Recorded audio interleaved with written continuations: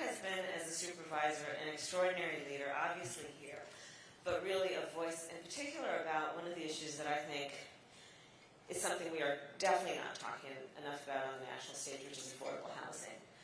And you have been doing that work that is a role of leadership, and I just want you to keep doing it, and I look forward to being your partner on it. In particular, there's some work that I'm doing around saying that any family that is paying more than 30% of your income in rent plus utilities get a tax credit. But this is such a big issue. You've been such a leader. So please, can you applaud and thank Pat Hyden for all of her leadership and her work. Thank you. Thank you. So it's great to be back. How is everyone? It's good to see you. Hi. Thank you for being here. And I know that our students should probably be studying right now. So thank you guys and everyone for taking the time to be here this afternoon.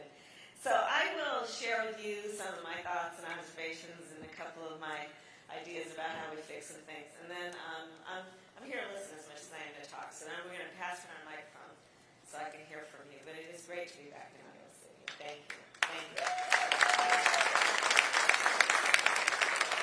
So let's just kind of level set. It's just, these are crazy times. These are crazy times. You know, it's so funny. I have a friend who says to me, Kamala, you know, every time you get interviewed, especially like when I'm in D.C. and I'm walking through the halls of the Senate, and I'll get interviewed about the thing of the day, whatever that is, and I just seem to always use some version of the word troubled. It's troubling. I'm troubled, troublesome. And my friend said to me, Kamala, why don't you just tell them what you tell us? It's a hot mess. It's a hot mess. So there we are. We just got that out of the way. It's a hot mess. Yes, indeed. And these have been days that are, requiring us to ask, are we going to be okay? What does this all mean? Can we survive this? These are days where we've been throwing things at that inanimate object called a TV. Going through individual and group therapy about it all. These are troubling days. And so this is a time then that is requiring us to be prepared to fight for our democracy, to fight for our system of justice, to fight for the rule of law, to fight for this country we love. And I just want to remind us then that there is nothing that we have achieved as a nation that was about progress, be it civil rights, be it social justice. There is nothing that we have achieved that has been progress that came without a fight. We are up for a fight. We like a good fight. We were born as a nation out of a fight. For equality, a fight for justice, a fight for fairness, a fight for liberties. And this is that moment in time where we must fight then. And we're up for it. And I'll tell you, I was born a daughter of fighters. My parents were active in the civil rights movement in the 1960s. My sister and I, we joke, we grew up surrounded by a bunch of adults who spent full-time marching and shouting about justice. And in fact, the heroes among the many of that time were the lawyers, people like Thurgood Marshall, who understood the power of the skill of the profession of law to translate the passion from the streets to the courtrooms of our country. And the ability then to do the important work of reminding people of that great promise we articulated in 1776, that we are all equal and should be treated that way.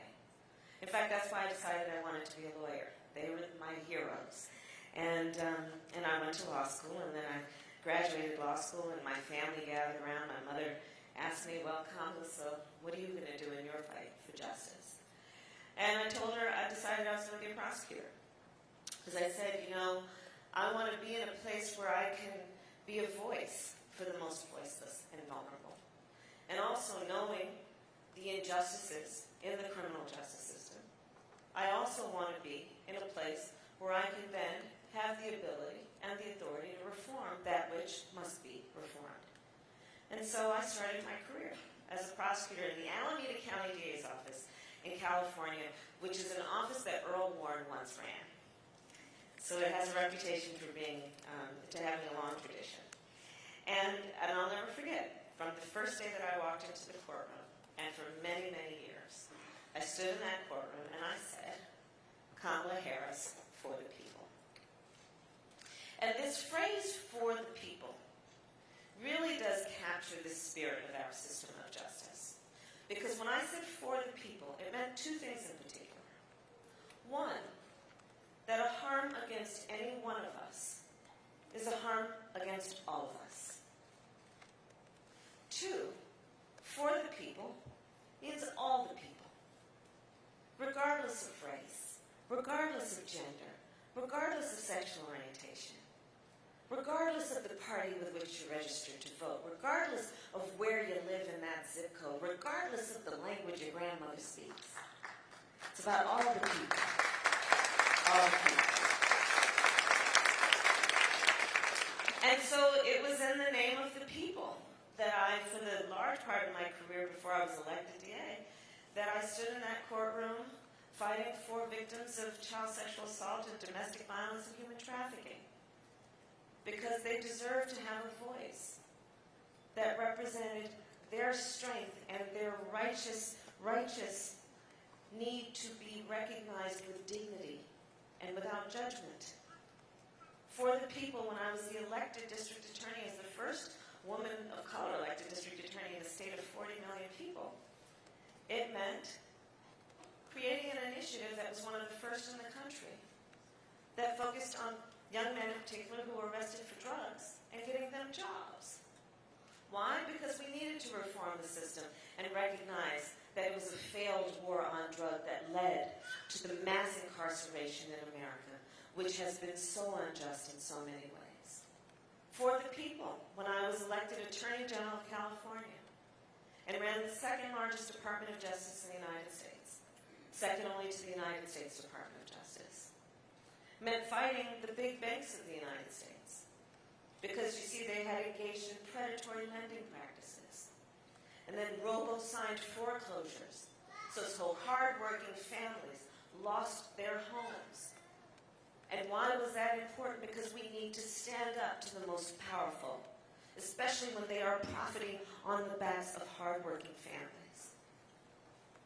And so I stand before you today for the people, as a candidate for President of the United States, and for the people, intending and fully intending to relinquish Donald Trump of the office of the President of the United States. For the people. For the people. And that's why I'm running. And that's why I'm running. And I'm running because I believe in 2020, justice is on the ballot. Justice is on the ballot. Justice is on the ballot when in America today, the family that owns Walmart makes more in 60 seconds than the average American family makes in a whole year.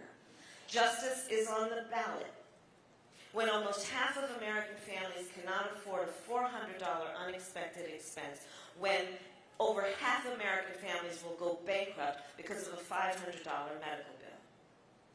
Justice is on the ballot when we are looking at the fact that in 99% of the counties in the United States, if you're a minimum wage worker working full-time, you can't afford a market rate for a one-bedroom apartment.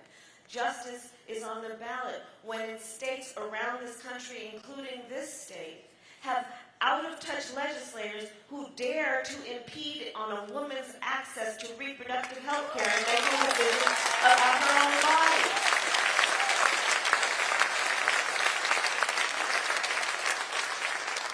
Justice is on the ballot when we are still, after passing the Equal Pay Act in 1963, still paying women 80 cents on the dollar, black women 61 cents, Native American women 58 cents, and Latinas 53 cents on the dollar for equal work. Justice is on the ballot.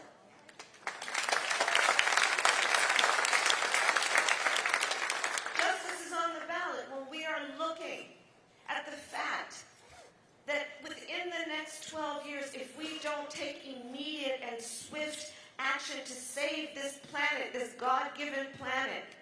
The harm that we are creating and that those big oil companies have been responsible for will be irreversible, and therefore we must take immediate action. Justice is on the ballot.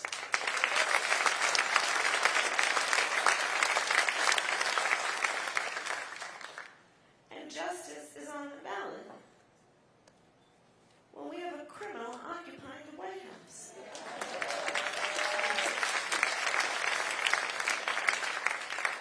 Because, basically the way that I think about it is, Donald Trump is a walking indictment on a red tie. Justice is on the ballot. It truly is in 2020. And so that's why I'm running. And I will also say this. Let's talk for a moment about the current occupant of the White House. Because it's important to put this all in context. He came in on a campaign that was talking about making America great again, which for most of us required a question again exactly from whom. And for all of us made clear he was talking about going back to something, right?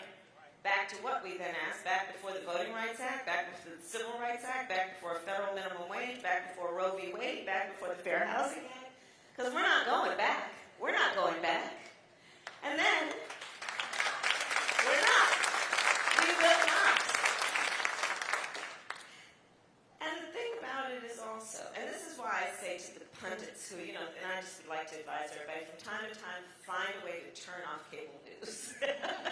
Just for the sake of the collective mental health. But the pundits will then talk a lot about comparing 2020 to 2016. 2020 will not be 2016. 2020 will not be 2016. And part of the reason I say that is because we all know there is now a whole lot of evidence to prove the fact that he sold people out. He sold people out. He sold out working people. Because he came in making all kinds of promises. He said to working people, everyone from farmers to auto workers, he said, I got you. I see you. I'll take care of you. And then what do you do? Comes in office, passes a tax bill benefiting the top 1% and the biggest corporations of America. To the point that 60 of the corporations, the biggest in the United States, paid no taxes last year. Who here paid no taxes last year? Sold out working people. Farmers. Said, I'm hanging out with you, I got you, I see you. And then engages in a trade policy by tweet based on unilateral action born out of a fragile ego, which has resulted in farmers here in Iowa and many other places looking at bankruptcy because, as we all know, they worked hard to build up a market to sell soybeans to China over at least a decade. That market has now been cut off. They've got soybeans rotting in bins.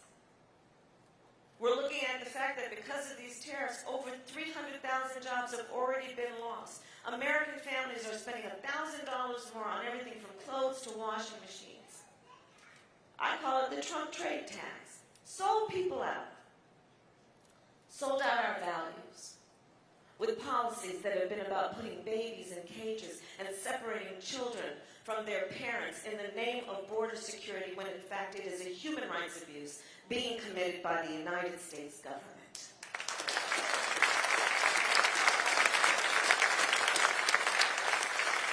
Sold out our values, fanning the flames of hate and xenophobia. After the massacre in El Paso, people asked me, the press asked me, well, do you think he's responsible for what happened? I said, well, no, of course he didn't pull the trigger. But he's certainly been tweeting out the ammunition. Sold out our values. Sold out our country. Because let us remember, the President of the United States is also the Commander-in-Chief. And the Commander-in-Chief of the United States has as one of her highest priorities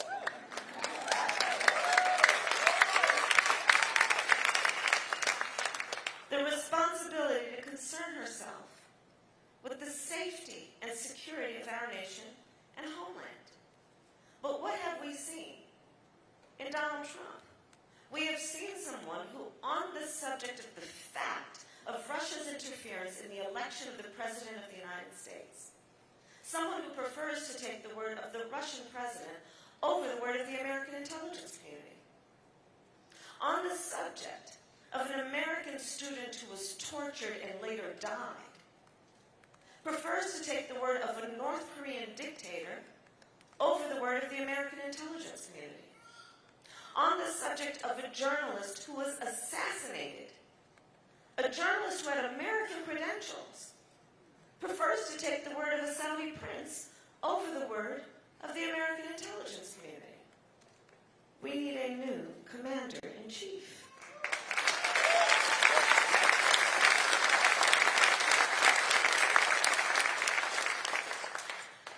So these are the realities of where we are. And I think everyone is here because we know that it is time to turn the page. And yes, we need someone on that debate stage who has the ability to successfully prosecute the case against 4 more years of Donald Trump. And I believe it will take the prosecutor to do it. But we also have to agree that there is something that has also happened in these last couple of years, which has caused so many Americans to frankly be exhausted. And, you know, when we've had such powerful forces that use the microphone, and when in the hands of the President of the United States, it's probably the most powerful tool that one can have, and has been using it in a way that has been about trying to sow hate and division among us, has been using it in a way that has been about trying to get us to point fingers at each other and work against each other and turn on each other. What we know that is before us then is not only, yes, we must turn the page, but we also must be prepared to write the next chapter based on an America we believe in, knowing that part of how we get there is we need to heal. And we also need someone on that stage who has the ability to unify not only our party, but our country, knowing in our hearts and in our souls and having faith to understand that in spite of what might be one's race, gender, wherever you live geographically, whatever you're registered to, whoever you voted for in the last election, whatever language your grandmother speaks, we need someone on that stage who understands in her heart and in her core what I know to be true, having lived in many places and in many cultures, which is that the vast majority of us have so much more in common than what separates us. And we have got to approach this election with that in our hearts as we are prepared to fight. And we must understand then that when we need to face the challenges before us, the American people know it to be true, but we are going to have to remind us and fight for that. And so I think about then the America that we believe in and that we need to fight for. I think about that dad who, all around America tonight, wherever he lives, is sitting at that kitchen table at midnight after everyone has gone to sleep, trying to figure out how he's going to get through the end of the month. When he knows that he's one of those families that can't get through the end of the month if he's got a $400 unexpected expense, which is why part of what we're proposing is what has been described as what will be the most significant middle-class tax cut we've had in generations. And specifically what I'm saying is that for families that make less than $100,000 a year, you get a tax credit of up to $6,000 a year that you can take home at up to $500 a month, which will make all the difference between families being able to get through the end of the month with dignity or not. And when I rolled out my plan, I'll tell you, all the naysayers, they said, well, how are you going to pay for that? That's what I heard. Well, I will tell you how we're going to pay for that. On day one, we're going to repeal that tax bill benefiting the top 1%. And the biggest corporations in America. That's how we'll pay for it. When I think about the America we believe in, knowing how much we have in common, I think that mom who, somewhere in America tonight, is calling 911 because her child has a fever that is out of control. At which point she's told, take the child to the emergency room. So she packs up that child and maybe the other kids in the back seat and drives to the hospital. And she's sitting in the parking lot, stalled, looking at those sliding glass doors and hesitating to walk through those sliding glass doors because she knows if she does, she, even though she has insurance, is going to be out of pocket of $1,000 to a $5,000 deductible. Which is why I have a Medicare for All plan that says that we are going to bring down costs. Everyone will be covered, including people with pre-existing conditions. We will extend the coverage of Medicare to include vision and dental and hearing aids. And we will get rid of co-pays and deductibles. And now here are a couple of points of distinction between my Medicare for All plan and those of my friends on the debate stage. One, we're not going to raise middle-class taxes. And two, thank you. And two, thanks, Dad. And two, we're not going to take away your choice. Because here's the thing. I heard from a lot of people who said, Kamala, you know, I like the fact that you want Medicare for All. I want everybody to be covered, but don't take away my choice between having a private plan or a public plan. And so in my Medicare for All plan, this is a big point of distinction. I'm not taking away your choice. You get to choose whether you get a private plan or a public plan.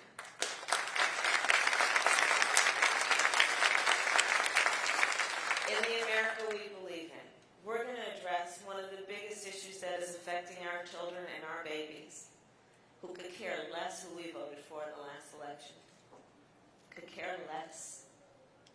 And it has to do with what's been happening when our babies, and you know, I was raised to understand that the children of a community are children of the community. So what we know is over the last couple of months, our children, elementary, middle, and high school students, have been going to school to have a drill where they are being taught about how they need to hide in a closet in the event there is a masked shooter roaming the hallways of their school. It is terrifying and traumatizing our children. And when they come home, they are asking us, why did we have to have that drill? And of course the response is, because there are supposed leaders in Washington, D.C., who have failed to have the courage to reject a false choice which suggests you're either in favor of the Second Amendment or you want to take everyone's guns away, who have failed to have the courage to agree, fine if you want to go hunting, but we need reasonable gun safety laws in this country, including universal background checks and a renewal of the assault weapons ban.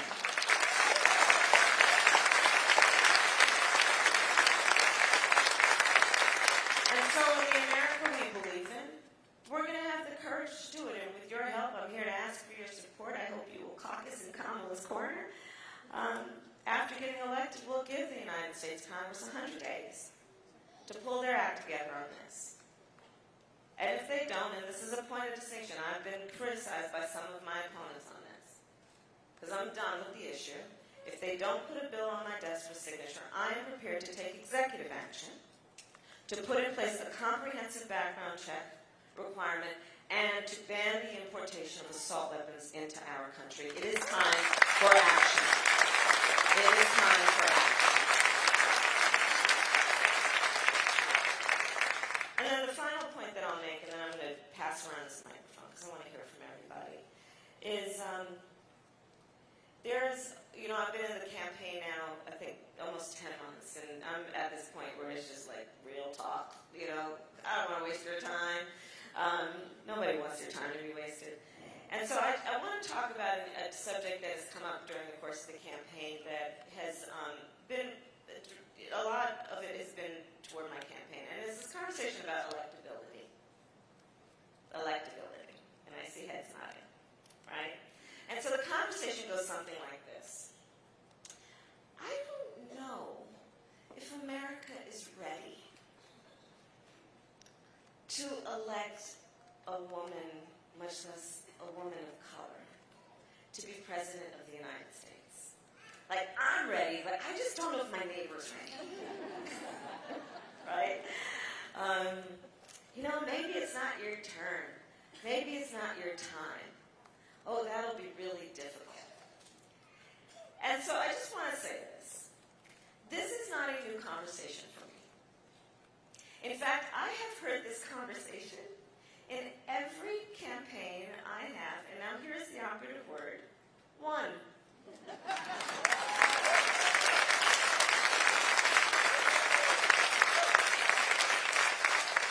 And I share this with you not to say anything about myself, but to say everything about you.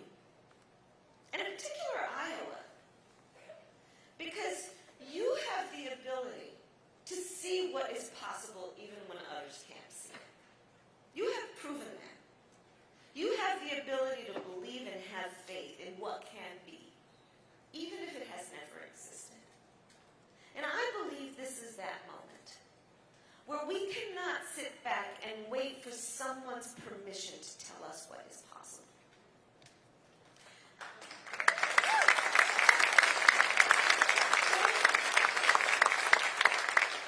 And I'll just share with you a little story about my experience in Iowa on this point. So I was here in 2007, in the week between Christmas and New Year's, campaigning for a United States Senator by the name of Barack Obama. And, it was cold for this California, but I was here. And no job too small or too big, as you all know, working on campaigns, deliver pizzas, yes, whatever needs to be happening, I'll do it. And it was the night before the caucuses. And I was in Des Moines, and I went and I said, anything else to be done? And they said, Kamala, there's this one senior center, a residential home for African-American seniors that nobody's gone to yet. Can you go? And I said, of course I'll go. So I went, and I'm knocking on doors, and, invariably there was a lady who would answer the door and say, oh, baby, come on in. Are you hungry? You look a little skinny, And then I got to this one door, and the lady opened the door with the chain on the door. Petite, it couldn't have been more than 5 feet tall. Well into her 80s, for sure. Perfectly coiffed wig. Perfect makeup. This elegant, suit. Now, she wasn't expecting anybody. And so I started talking to her, and I'm all excited, and I said, I'm here for Barack Obama. The caucuses are tomorrow. Are you going to come? Will you join us? And she looked at me with a straight face and said, they're not going to let him win. At which point, I looked at what was in front of me,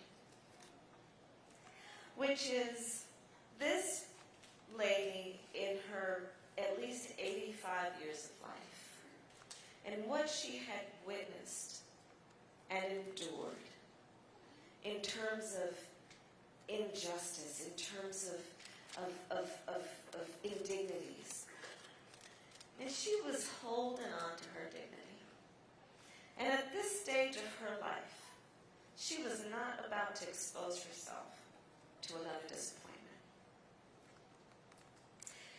And so, me being me, I said to myself, well, I'm not leaving here, I put down my purse, and I just continued to talk with her, and she talked with me. She opened the door a little bit more. She never took that chain off that door, however. And guess who showed up at the caucuses the next night? And guess who won?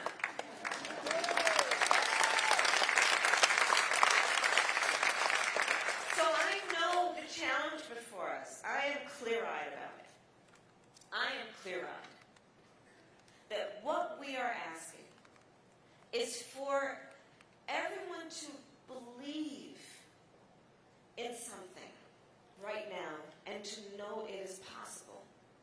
And really it is about believing and knowing and having faith that we can have an America where everyone has health care without regard to how much money they have in their back pocket. That we believe in an America where our children can go to school and not fear gun violence.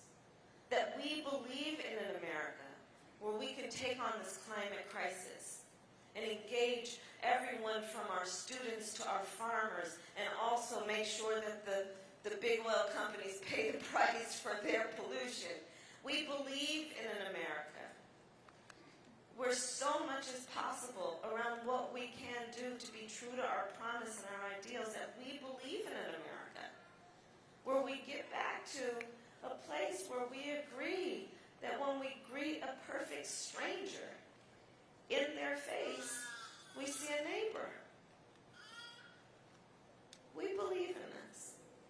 And on the basis of that belief and that faith, I know we will win. And so I thank you all for being here tonight. Thank you very much. Thank you very much. Thank you. Thank you very much.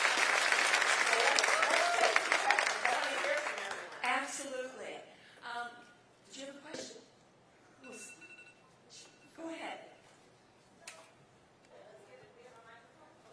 Here's one coming. When you were a child and you were going to school, did you ever have issues with people not believing in you, and how did you deal with those and still be confident? Yes, I did. And here's the thing. So, and what is your name, by the way? Penelope. Thank you, Penelope, for standing up and speaking about something that affects a lot of kids. You just represented like hundreds and hundreds of kids who aren't here right now. And you are their voice, and I thank you for that. You are. You are. You had the courage to speak up in front of a bunch of strangers and say that. So yes, I did. And so I was raised by a mother who, she raised me and my sister, and she had many sayings. She was tough, but she was, encouraging every step of the way. And one of the things that she would say to me is, don't you ever let anyone tell you who you are. You tell them who you are. You understand what that means? You don't ever let anyone define you. You define you, and then you tell the world who you are. Right? Yes. The other thing is this. It's really important to know how much strength you have. And to know that the strength that you have is truly measured. Because this is something also about the guy in the White House that he doesn't get, but you get. True strength is not measured based on who you beat down. It's measured based on who you lift up. Right? And that is the strength. That's the strength that you carry. And it displays itself as a gift you can give other people when you help somebody, right? Do you have sisters or brothers, or is that your sister? Yeah, I'm a big sister too. Welcome to the Big Sister Club. But when you can, when you help your little sister, and you see the power that you have, that when you touch someone and you lift someone up, it's an incredible. It's like that's muscular, right? But yeah, it's about knowing who you are and being proud of who you are, and also surrounding yourself by good friends, and make good choices in terms of having friends who will encourage you on and being a good friend to them. Okay? All right. And one last point that I'm going to say to you. Okay, and one last point. I can go on and on. And I want you to remember this. You never have to ask anyone permission to lead. You hear me? What did I say? Right. You never have to ask anyone permission to lead. You want to lead, you just lead, but you've already figured that out. Okay. Senator Harris, we have a question over here. Hi, my name is Sally Hartman. I'm a volunteer with the Center for Worker Justice. I want to know, when you become president, will you be committing to close immigration detention centers? Absolutely, on day one. On day one. And thank you for your work. After I'm sure many of you saw the debates. The first debate was in Miami, and the morning after, since I was in Florida, I drove down to a place in Florida called Homestead. And in Homestead, Florida, there is a detention facility, a for-profit detention facility, a private detention facility, that you are paying for, because it's paid for with United States taxpayer dollars. that at the time, and I think today, is housing 2,700 children. And when I got there with a couple of other folks who were also members of the Congress, we tried to get in, they wouldn't let us in. Okay? Taxpayer dollars are paying for this place. So, me being me, I just walked down the road and climbed a ladder to see what was going on inside. And what I saw were children lined up, single file based on gender, being walked into barracks. And let's be clear about these private detention facilities. This means that the business model is that people are profiting off of the incarceration of other human beings, who in this case are children. I on day one will shut them down. That is not how our taxpayer dollars should be spent.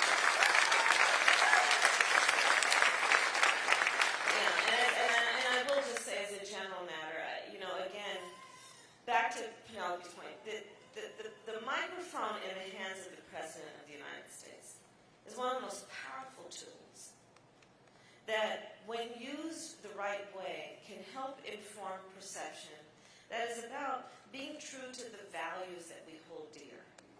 And that includes recognizing on this issue of immigration that Donald Trump has been vilifying immigrants since he ran for office and since he's been in office, in a way that has resulted, as I said earlier, in real human rights abuses being committed.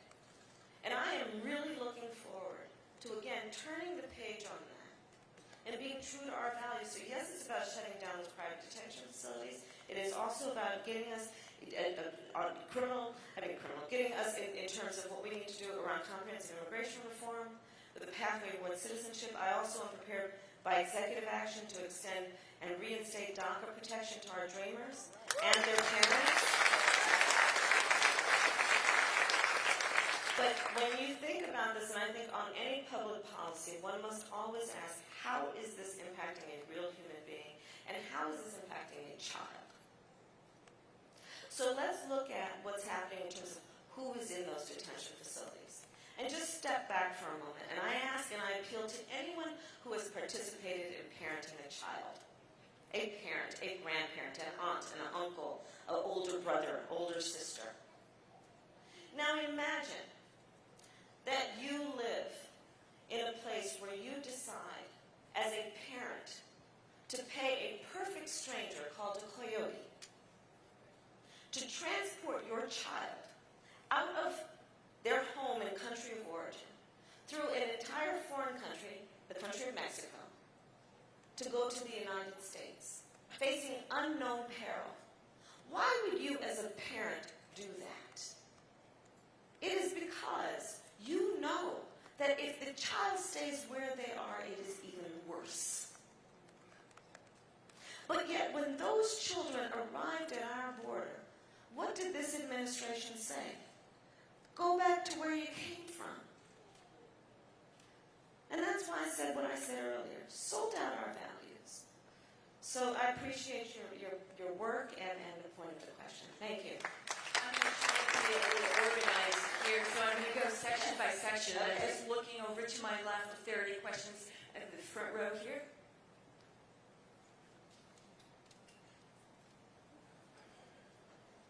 We've got a microphone here, but we have one right here. Hello, Senator Harris. My name is Sarah Mitchell. I'm a political science professor here at University. So it's great to have you here. Thank you. I think as a political scientist, one of the things that we talk a lot about is federalism. Yeah. So if we want to know something about why University of Iowa funding has gone from about 70% of our budget state funded to about 25% today, that comes from the state government. Yeah. And it seems to me that Democrats that are running in this race are talking a lot about things that can be done at the congressional level or the presidential level, but we're not talking about what can Democrats do to win back the states. I love where you're going. So I want you to talk about what kind of ideas do you have? That's great. Thank you. So I will tell you, I take your point very seriously. And I believe, and I promise you, I will be a president that focuses on building back up the party.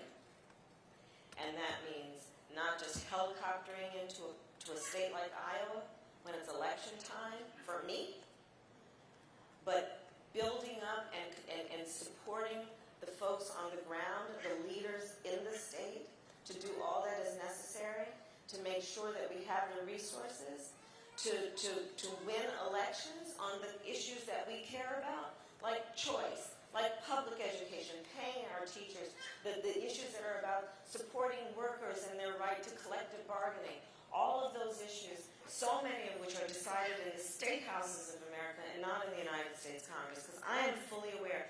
I think there may be some others, but on that stage, I'm going to tell you, I have held elected office in the local government, in state government, and now in federal.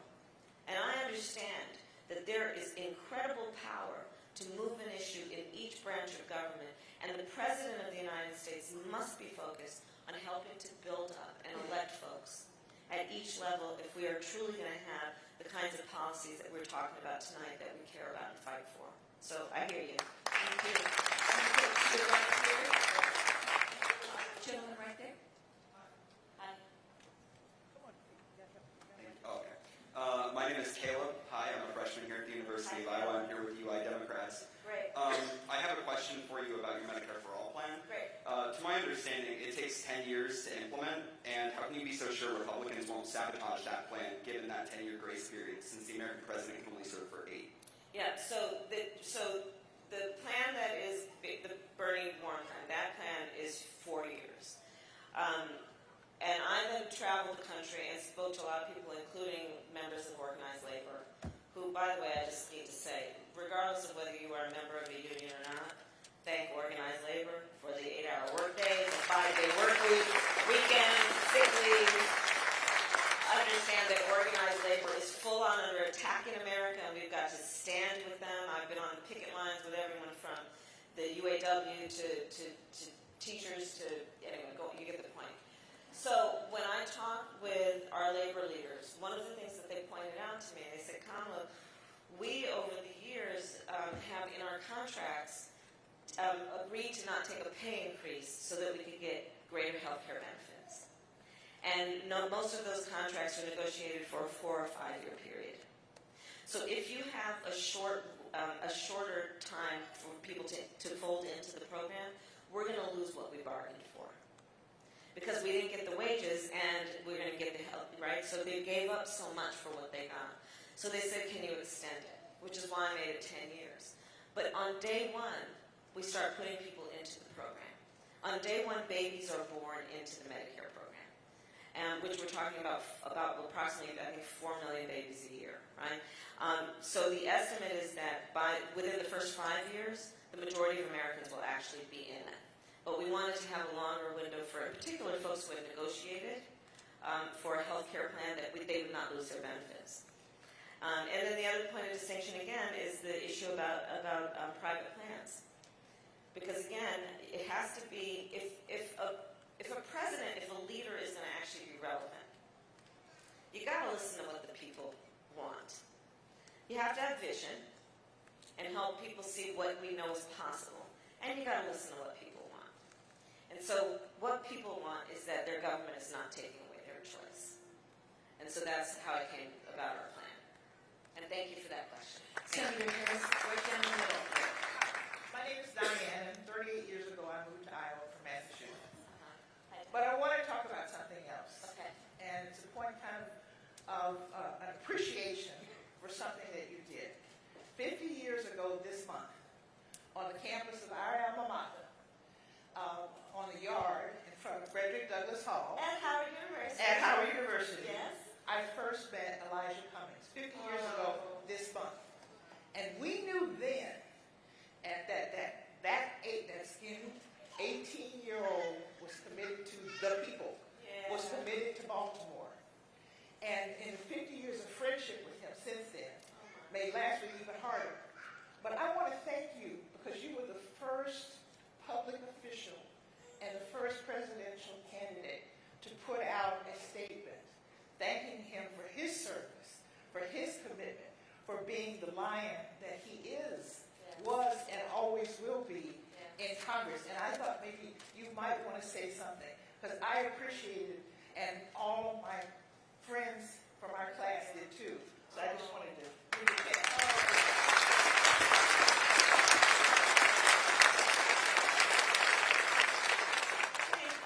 And thank you. I am sorry for your personal loss.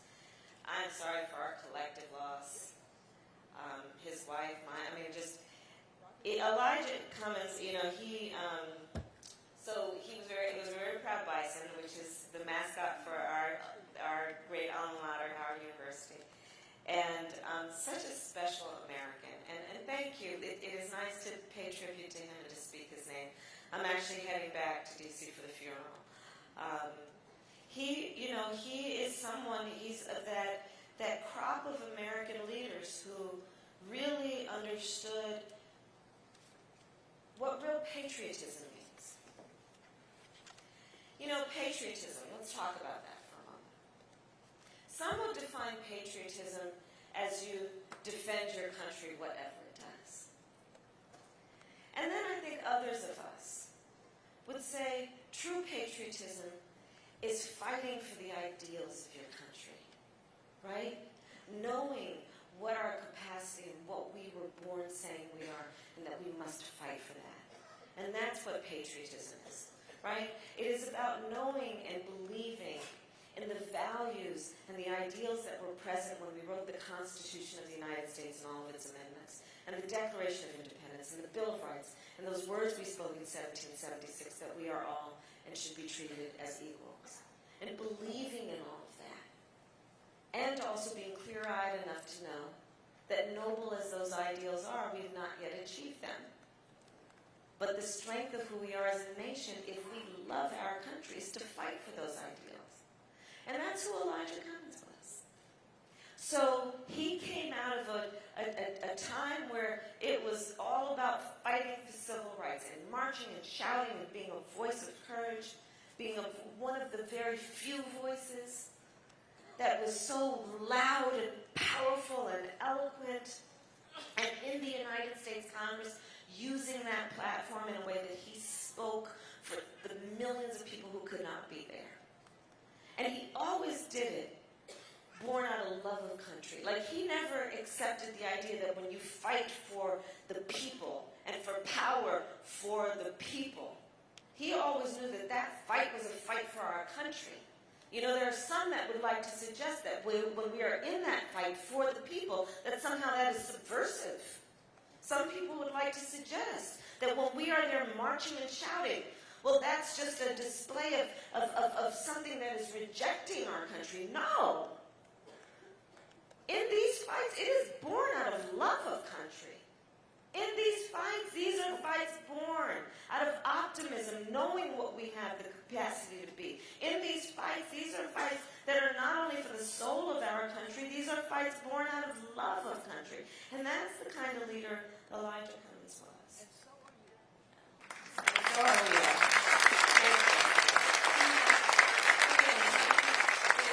Just for one additional question, and over here. Yes. Yeah. Hi, my name is Leisha. I'm a scientist. I work here at the University of Iowa. I've worked here for 25 years. I'm married to a physician. He was trained here, did his MD, PhD. I think differently than I was trained as a scientist, so I think as hypothesis-driven, Yes. evidence-based. Yes. But I have to say our mental health system is broken, particularly in Iowa, and I want to know your plan. Yeah. I've seen it from my husband, who is a psychiatrist. He's a faculty member here. He teaches medical students. But I've seen it as a family member. My uncle has been hospitalized on August 1st, and I know how to navigate the medical system, but not for mental health. There's no beds. He wasn't able to get to a bed in the hospital he went to. He had to be transported to Cedar Rapids. And then he was discharged within the way too early, and then ended up in the hospital again. Right. And it's heartbreaking. And I see it every day with my husband, and then at home. And something better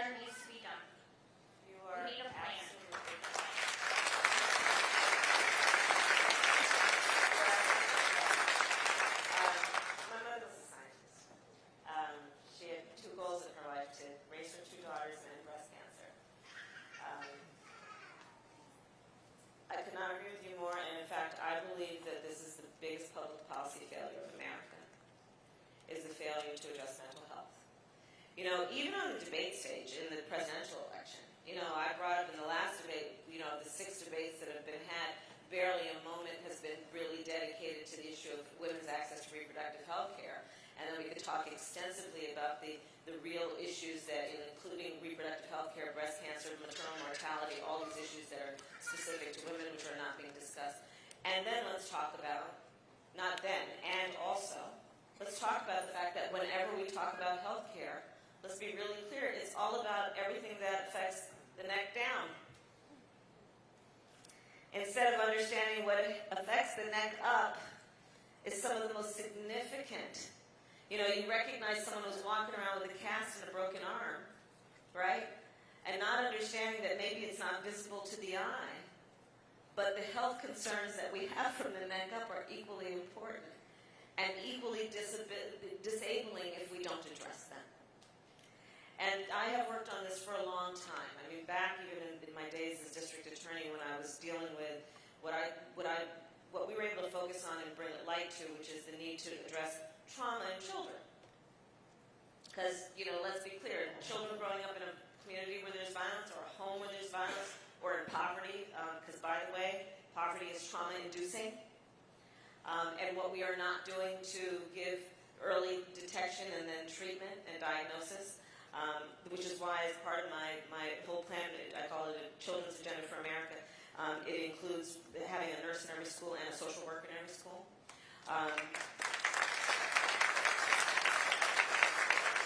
But in addition, my Medicare for All plan includes what we need to do to upgrade mental health services, including mental health care and substance abuse treatment on demand, including, we know this in rural parts of Iowa and other places in the country, investment in broadband, so that where we can and where that is an option, as a second option, we have telemedicine as a way to bring support to families that need it. In addition, a large part of also what I'm doing around student loan debt also recognizes what we need to do to create incentives and encouragement for loan forgiveness for people who go into these high demand professions, for which, meaning high demand, we need the services, but we don't have enough professionals, so we're also not paying them enough. So this is something I've worked on for a long time, and I promise you, as president, this is going to be one of my highest priorities. Thank you for bringing it up. So that was the last question. I've been given great instructions, except how to finalize this. But I do want to mention something, which rings so true that you had mentioned about comments that this isn't your year, or next year isn't your year. And I think, 2020, I absolutely believe 2020 is the year of the woman. 2020 is the year of a woman of color. 2020